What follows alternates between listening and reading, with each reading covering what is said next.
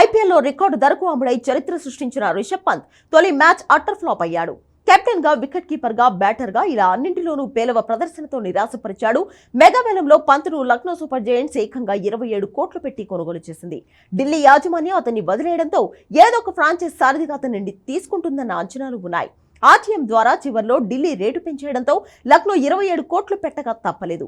అనుకున్నట్లుగానే లక్నో తమ జట్టు పగ్గాలను పంత్కే అప్పగించింది.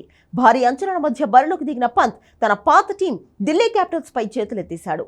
18వ సీజన్ స్టార్ట్ అవ్వడానికి ముందు అతని కెప్టెన్సీ, బ్యాటింగ్ గురించి మీడియాలో తెగ చర్చలు జరిగాయి. కానీ కుల్దీప్ బంతికి గోల్డెన్ డక్ అవడంతో అంచనాలన్నీ తలకిందులయ్యాయి.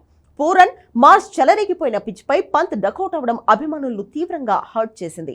ఛాంపియన్స్ ట్రోఫీలో భారత్ ఆడిన ఏ మ్యాచ్లోనూ ప్లేయింగ్ 11లో అవకాశం దక్కని రిషబ్ పంత్ ఐపీఎల్లో నిరూపించుకోవాలనుకున్నాడు. అయితే ఆడిన తొలి మ్యాచ్లోనే కనీసం బంతిని సరిగ్గా టచ్ కూడా చేయలేకపోయాడు. ఓవైపు పూరన్ వరుస సిక్సర్లు బాదుతుంటే పంత్ ఫీల్డర్లను దాటి బంతిని కొట్టలేకపోయాడు. ఆ బంతులు ఆడిన రిషబ్ పంత్ స్ట్రైట్ క్యాచ్ ఇచ్చి డకౌట్గా వెనుదిరిగాడు. ఢిల్లీ క్యాపిటల్స్ 65 పరుగులకి 5 వికెట్లు కోల్పోతే ఆ మిగతా 5 వికెట్లను పడగొట్టడంలో కెప్టెన్ గా విఫలమయ్యాడు. 19వ ఓవర్లో అశుతోష్ ని రనౌట్ చేసే అవకాశాన్ని కోల్పోయిన పంత్ ఆఖరి ఓవర్లో ఈజీ స్టంపౌట్ ని మిస్ చేశాడు.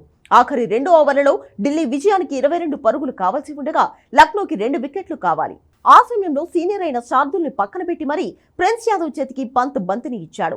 ఆ ఓవర్లో 2 4లు 1 సిక్సర్ తో ప్రిన్స్ యాదవ్ 16 పరుగులు సమర్పించుకున్నాడు.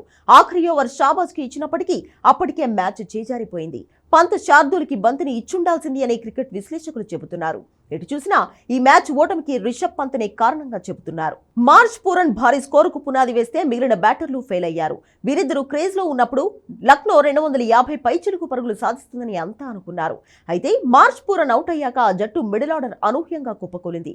రిషబ్ పంత్ 6 బంతుల్లో డకౌట్ కాగా ఆయుష్ బదోని, శార్దుల్ ఠాకూర్, షాబాజ్ అహ్మద్ అంచనాలను అందుకోలేదు. చివరి ఓవర్లో డేవిడ్ మిల్లర్ 2 సిక్సర్లు బాదడంతో లక్నో 200 పరుగుల మార్కును దాటింది. తర్వాత 210 పరుగుల లక్ష్యాన్ని ఛేదించేందుకు బరిలోకి దిగిన ఢిల్లీ 65 పరుగులకే సగం వికెట్లు కోల్పోయి గెలుపుపై ఆశలు వదులుకుంది. ఈ దశలో అశుతోష్ అద్భుతం చేశాడు. విప్రాజ్ నిగమ్ సాయంతో ఢిల్లీకి ఊహించని విజయాన్ని అందించాడు. ఓవరాల్ గా పేలవ కెప్టెన్సీ, వికెట్ల వెనుక తప్పిదాలతో లక్నో ఓటమికి పంత్ కారణమయ్యాడు.